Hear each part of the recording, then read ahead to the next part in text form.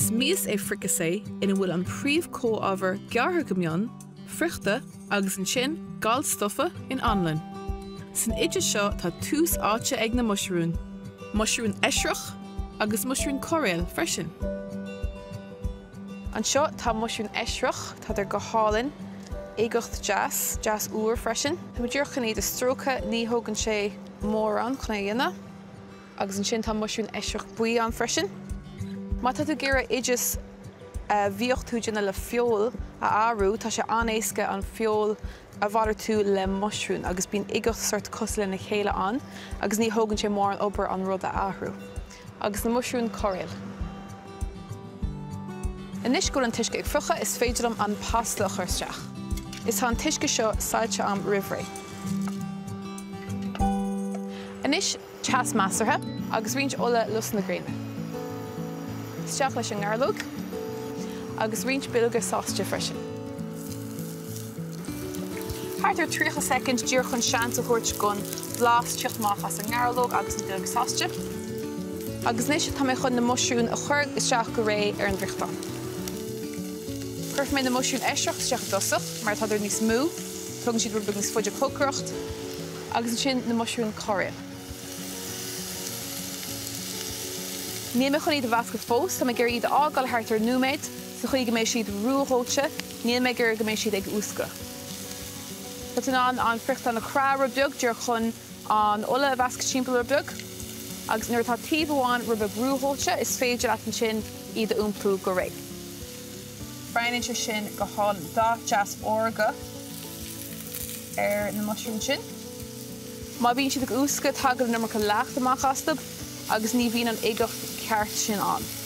Agus mar ecann tú tá ar laidú i méid freisin. Simraeal go an tuisce go amach astab, ach tá ar fósaigh chunál an blas. Tá mé sásta leis an cumatar sin inis, mar se isteach leis an stoc glasra. Tuair mé cúpla nóid go sin laidú, agus tá mé chun an pasta a héile inis. Agus tá mé chun é a bhasca le duilleog sa chuí nach mé sé greimime le chéile sa mála. Agus sin é a bhasca timpeall. Breanann sé nús go bhfuil an stoc ag laidú, agus mar sin tá mé chun uachtar chnó caisiú a chuirteach. Tá siad sin tá am rihré, tá sé ansiimplí dúr chnó na caisiú le uisce sa cumar scorbíoch. Súin na caisiú isteach an leacht agus cuid gon stoc, agus mar sin déanann siad uachtar jazz sever.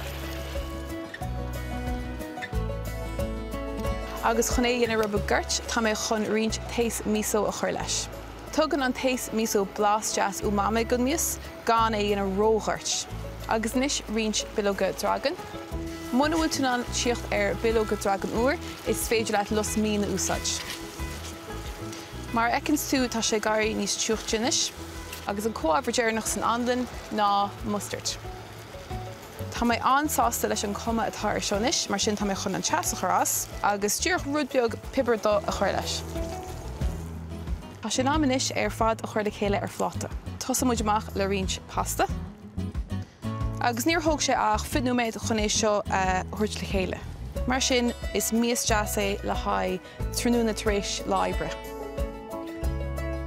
Agus mar bhaisechan rint duilleog rochéid.